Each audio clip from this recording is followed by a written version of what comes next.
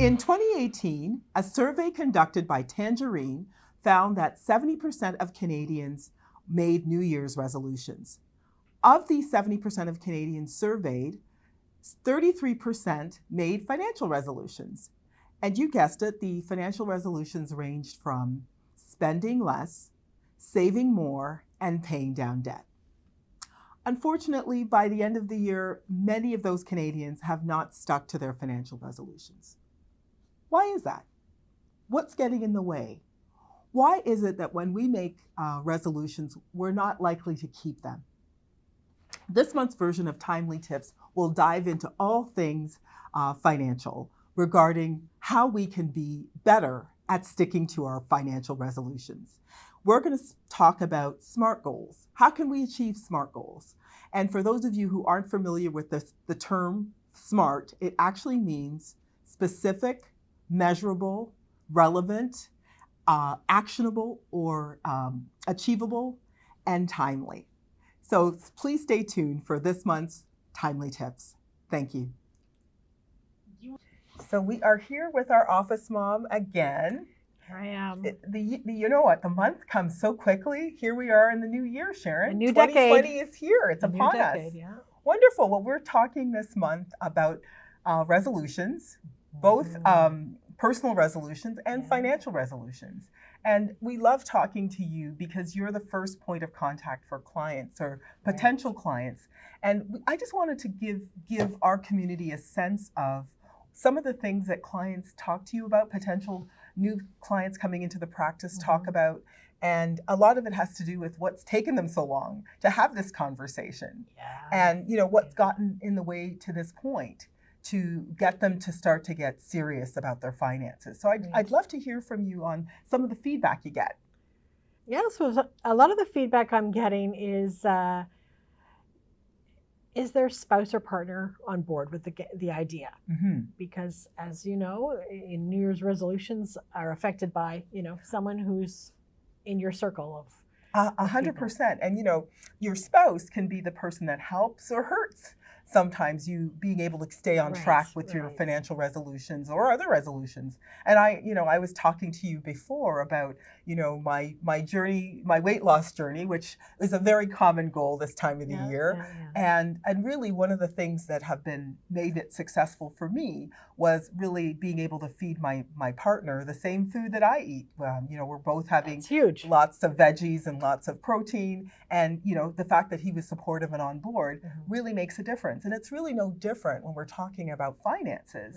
If we have one spouse, and I'm sure you see it, you have one spouse that says, yes, we're ready to do the financial plan or get the financial IQ done. And they're so much easier. Very easy. And if they're not, what do they do? What are some of the things that people have said to you when they do encounter a scenario where they're ready to get started on, making the new year better for them financially, and then their partner isn't? What do they say to you? What do they do, and how do they? A lot of times they just they hold back actually moving forward. So that's the problem, and they sit there just as stressed as they were the months before, knowing that they're not now going forward. And it's kind of like the cigarette quitting smoking thing. You want to do it, but you're not getting there. No, your partner's smoking at home, so it's kind of tough. It's impossible. So if your partner's home spending just as much as you had the past months and years, then you're not going to move forward. So what I find is a lot of people I'm encouraging them to do what's our financial IQ. Right. That's great because it asks questions and kind of gets you in that conversation about money and what your relationship is.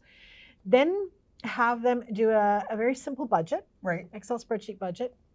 And that allows them to identify how much you're making, where that money's going generally, and also finding the fact that there's lost money in there. Lost money. Tell me about that. Could be thousands. It could be thousands in a couple of months. If you do it over span of a couple of months, you can realize that what you earn on your income coming into the bank, and then all of a sudden all the expenses are generalized, but there could be up to $1,000 missing. Yeah. Wow. 100%. I know you had told me you multiply that by 12. It's crazy. I know recently you said to me you had a client coming into the practice said they couldn't find $900 a month of the money they had. No, and what he said was like, okay, well, I have no idea where that money went, and how can I get that money how can I achieve it? Find it, detail it, and get it to be working for me. 100%. Yeah. And that's really a part of what the financial IQ uncovers is Yes. where is that money going? Yeah. Because you can't generalize your expenses if you're really going to take charge of your finances in Right. 2020. Right. You really need to break down where that money is So doing going. the budget is huge. Even if you don't have a budget at home now, just doing something on paper just to get a sense of what it looks like, it encourages you to say, okay, I've got money out there that I could be doing something with. 100%. And even going back to the spouse that might not be on board, seeing where that money is going might motivate you to get started and maybe get your spouse on board. Right. Because you can show them and say, listen, this is what's going on in our finances. Do we want to really start harnessing that $1,000 a month or $500, whatever it is? Yeah. Let's do this together, or even have you start on your own, and hopefully they can come along. Yeah, I'd love to have $12,000 extra dollars in my pocket. Exactly. To do something with it. That you didn't have to actually work for. Multiply that out, yeah. Another influencer in our lives could be our friends. So I had this one client I'd been dealing with in a while, and she's a super wealthy individual, really high net worth. And one of the ways she's been able to stick to her building her net worth is her friends are a lot bigger spenders than she Right. is. Yeah, and so she's told me that, she might go into, maybe have one expensive dinner, every 6 months, but she's not someone like they are who like to go out every month and spend money wildly on expensive meals. So her game plan, because she knows she has, spendthrift friends, one of the things she does is she will eat her meal. She'll still go out to dinner with them, but she'll have a small meal before, and then just order a appetizer, and that way she saves on the cost of a meal. And you're not as a big compelled drinker. to grab something on the menu because you're really starving at that point. Exactly. Yeah. So you really have to think through who the influencers are in your life and determine what's your game plan for how you're going to deal with that. Yeah. Because that's true if you're talking about money or you're talking about any resolution. Are the people around you going to support you or undermine the goal that you have? So, in 2-3 months you've given up because you didn't have a game plan for that. And my girlfriends and I, we like to golf, but we know we can't do 19 holes because that gets expensive. Oh, I'm sure. So we choose 9 holes. We know it's $25 each. It's easy to do, and we're in and out, and it's achievable, and it's something we can afford to do on, every 2 weeks or something like that.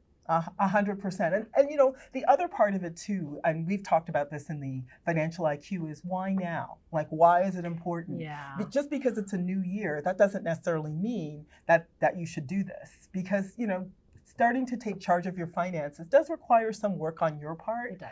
And so you really want to be committed to that being the goal. No different than dieting. Again, that's one of my topics I've struggled with is losing weight. Unless you see the person that I see on my fridge with the perfect abs, the cookie becomes that much more tempting. And so unless you have some specific goals that you really care about, that you're really passionate about, and that you really want, so if it's getting out of debt, if it's really not worrying about losing sleep about retirement. So, I actually recommend having a vision board or having something that you can work toward, that you can see, having that goal that's going to get you excited to stick to your goal is probably the most important thing you can do. Because it's going to get hard over 12 months to maintain that goal. And as you say, something on the fridge, maybe it's a dream you've got, a vacation, or you've got something really achievable on the fridge. It doesn't have to be the diet. That's right. It has to be what is the goal, and habits. Exactly. And the reason I say diet, it's very similar. It's like looking at the cookie. So what's going to prevent you from grabbing the cookie? What's going to prevent you from undermining your finances? That's a really important conversation for people to have with themselves. Yeah. So thank you so much, Sharon. Absolutely. This was a really great conversation. Looking forward to 2020, for sure. Me too. Yeah. Happy 2020, everyone. Yeah, thanks. Thank you. So we are back this month with the Busy Bee, known affectionately as the Busy Bee. To you guys, she's known as Nydia. And she is here to talk to us about financial resolutions and keeping them and how hard it can be. We were talking to Sharon earlier about what gets in the way. And typically a big part of what gets in the way is really people not having a good understanding of where their money is going. That's right. And Nydia is our chief admin officer at our office. And she's also one of the most fantastic budgeters I know. So I thought it would be great if you could share some of your tips for really looking more deeply into where your money is going, helping our community understand how to sort of stay on top of finances as far as budgeting goes. So let's talk a little bit more about that, Nydia. What do you do? What are some of the best practices? Because I love her practices. I share them with clients all the time. So what I do is I have an app that I use on my phone, and Which app's that? So it's actually the Dave Ramsey budget app, budgeting tool. And what that does is it allows me to list every single expense I have, every any spending that I do, basically, right? From entertainment to bills to mortgage and all that type of stuff. And I noticed that one of the things I had done wrong actually was combining my groceries with my eating out. And so sometimes I'd general expenses. That's Nydia. right. And then I found that I start running out of grocery money because I was eating out a bit too much. So one of the things that I learned I had to do was actually break that down a bit further and have a grocery amount and an eating out amount that I can have. So what I'm hearing from this is you need to, and as a community, if we're really serious about making sure we stay on top of our expenses and keep our goals of spending less and saving more, we have to zero in on where our money is going. And Sharon and I were talking a little bit more about that. So you found that you were spending more on entertainment or eating out than you were on groceries. And those are two different categories, right? That's right. So you kind of want to separate, have all these subcategories. Exactly. We have, and you mentioned Dave Ramsey's app. There's a bunch of different apps. Oh yeah, you can even just use like a general Excel sheet. Yeah, right. And we actually have a budget sheet that we send to clients as well. And we might actually include in our link the Awesome Budgeting Apps article that we did before, just so people can sort of revisit that in case they didn't get a chance to look at it the first time. Right. But just breaking down is important. And so you broke it down, and what did you find out? So I found out that I was spending way too much on eating out. So I had to allocate a certain amount for eating out separate from the budget for the groceries. And so that I can only spend that much on eating out. And the same thing with like entertainment. At one point I had my entertainment mixed in with other things. And then I'd be like, oh, well, I can't go out because I just spent all the money on. So you really do have to break down your budget into different categories of what you're doing to 100%. Make sure that, you don't spend too much in one area than in the other. And then oh my God, I don't have money for this, 100%. And so when clients come into the practice, we do send them a budget sheet, and the budget sheet will have some pre-populated categories of where you can put in and allocate where that spending is going to go. But by no means is it exhausting. Sometimes people have very specific expenses unique to them. And so you really have to think through where you spend your money. Maybe look at the last 3 months of your bank account statements to see where you spent money. Cash is usually a dangerous category because, again, it's general. What did you use the cash for? That's right. I even find when I do financial plans for people and they tell me about their restaurants, they don't really think about their restaurants different from what they think about their coffees or they think about their lunches. So sometimes you have to break those out too. So maybe you might have for your scenario, meals like eating out, but then there are the people who might drink the coffee, the horrible coffee in the office, but they'll want to have Starbucks coffee, or they'll want to have, a nice lunch, and they do that every day. And they don't realize how that adds up. That's right. Over the course of a month. That's right. And so the best thing for that is to maybe get like a store card. Like if you drink coffee at Tim Hortons a lot, get a Tim Hortons card, put a certain amount of money on that Tim Hortons card, and there's your spending for the week or the month or however you break down your budget. That's right. That's exactly. And that's the same for Starbucks, for lunches. If, sometimes a little, I'm thinking of some of the places we go for lunch, sometimes around here, they might not actually take anything but cash. That's right. Or you can use a debit card or what have you. So think through where you go, what do they accept, what kind of cards or what have you they accept, and you could use a prepaid card potentially if they take Visa or what have you, or sometimes just cash. So if lunch is a notorious category for you where you're going to spend a lot of money and you're not often likely to keep track, then take out a certain amount out of your account each week that you allocate to lunches, and then that's what you have to work with. And then it's easier to manage because once you run out, that's kind of it. That's right. And then on top of like creating that budget, you also really should be tracking where you're spending that money. So what's really worked for me is as soon as I have a receipt, then I have an expense category where I mark down what that receipt was for. So I just marked the location that it was spent, and then I put it into the category. So if it was recreation, under recreation, it minuses the amount that I spent so that it leaves how much I have left to spend that month. Great. Great. So it's really, once you've zeroed in on what the expense is, Right.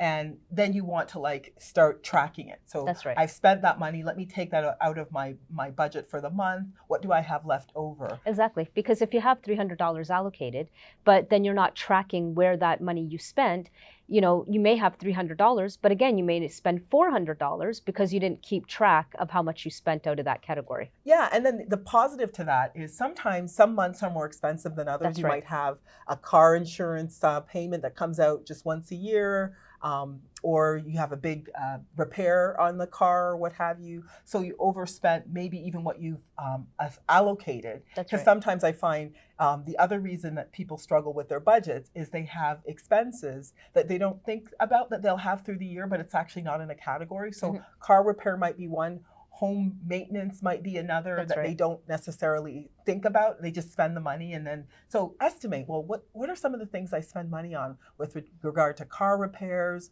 home maintenance? You know, again, what are those unique things that you have to spend money on in your budget, and actually allocate a monthly amount to that. So you have that in your budget, and if you don't use it, it's a running total. Like if you're tracking and putting all the expenses in, our budget calculator will let you keep a running total of where you are, so you can kind of see if you're over or under. Because sometimes you'll have a month where you didn't spend anything in that category, but then the following month, a big bill comes out of nowhere, and then you kind of see month to month financially where and you're it's at. just like your water bill. Your water bill's every 3 months. That's right. So I allocate like $50 a month to the water bill. So when the water bill comes in, I have the money to pay it. That's it. So then you can, sort of pre-plan those expenses out rather than trying to find the money that month with no plan. Exactly. So I think this is really great information. Finally, I think, we're talking to people, Nydia, all the time who we set up investments with. They make that initial contribution to an investment. They're really excited. But one of the things we also encourage them to do as a part of their financial plan is let's put away money every month. Right. And the best way to do that is to pay yourself first. So whatever your percentage is, normally I believe it's recommended 10%. 10%, exactly. So right off the bat, before you do anything else with your money, take 10% of that and have that automatically go into your RSP or whatever savings vehicle that you're using. Yeah, and that's a general rule, is the 10%. If we've done the financial plan or budget with you, you'll know exactly what you have left over to save and how much you need for retirement. So you'll know the number, and then we can just break that out into monthly payments so that you're not, again, struggling in your budget to come up with the amount you need to save. This time of the year, people are starting to think about what they're going to put away for their RSPs, their TFSAs. That's right. And rather than having to come up with a lump sum, better to break that down again over 12 months so it becomes easier financially for them to come up with the money. And just Again, automatically. and stick to their budget. That's right. So thank you so much, Nydia. And one more thing. And when you do go and save that money, that 10% or whatever it is that amount you're saving, don't go back in and take the money out to spend that too, because you've over budgeted. You know what, Nydia, that's great advice because we do get those telephone calls from clients who they've set everything up, they've checked it twice, they've put the money away, and then a few months go in, and then all of a sudden, things go wrong. Things fall apart. They need to withdraw money. She gets those withdrawal requests for the money out of their investments. So yes, we want you to keep the money in the investments, not just because we think it's a good idea, but because we want to make sure you stick to the goals that you've set for yourself. We're here we call ourselves professional mags. We're here to keep you honest. So it's all about keeping them honest. So thank you so much, Nydia. This has been great advice. Thank you, Jackie. Thank you again. A new year is a hopeful time where people feel compelled to make resolutions because they feel they have 12 months to really work through that. But we also know that by February, 80% of Canadians will have broken their New Year's resolutions they've made to themselves. Why is that? Why is it so hard to stick to the resolutions that we make for ourselves? Well, some of the things we talked about in this month's version of Timely Tips have to do with some of the major reasons people don't stick to their goals. That being our friends, our family, as well-meaning as they may be, they can be the catalyst in undermining the goals we've set for ourselves. Whether it's spending, we have a spouse that doesn't want to commit to building their financial future, they don't want to look at their finances, or friends who might influence us to spend more money than we actually have. So our efforts to keep up with the Joneses might hurt our ability to spend less and save more. We have to think through if we have partners, family, friends who are undermining our goals. One of the key steps you can take to improve your financial circumstances in 2020 is to have a strategy to deal with the influencers in our lives who might be undermining our financial goals. So think through, what will we do with the spouse who might not be supportive of of improving our financial circumstances, or our friends? Think through that. Have a plan for that. Have a strategy for that. We also want to be very specific. We were talking about SMART goals. SMART being specific, measurable, achievable, relevant, and timely. These are the goals we want to set for ourselves. So if we're talking about measurable goals, we need to break down our goals into smaller steps. In 2020, look at where your money is going and zero in on those hidden costs, those hidden expenses that you're not tracking closely, that you're not breaking down deeply enough. And that could be usually the discretionary expenses. So discretionary expenses aren't just meals, aren't just eating out. Be more specific, break it down in a bit more detail. So is it coffee that's undermining your goals, spending too much on coffee? Is it spending too much on going out to eat with friends or going out for meals? Is it lunches? Break it down and then measure what you're spending in those different categories. And we do have a budget sheet that we will also include in our link, but please feel free to add expenses that may not be in that budget that are specific to you. Think about some of the big unplanned expenses that you might have in your budget. Last month we talked about Christmas, but there are also the expenses that have to do with maybe quarterly expenses that you might have for car payments, for utility bills, for home maintenance. Look through those expenses carefully. Assign an amount that you're willing to spend in that category and then start tracking it. And then finally, think about how important the goal that you're setting for yourself is to you. How important is that goal to you? One of the questions that we ask on our financial IQ is, why now? One of the reasons that people don't stick to their budget and they've actually blown their financial goal or not kept their financial resolution they've made to themselves by February is simply because they weren't committed enough to the goal. They didn't care about the goal enough in the first place. So ask yourself, are you truly passionate about the goal that you're setting for yourself around spending or saving or paying down debt?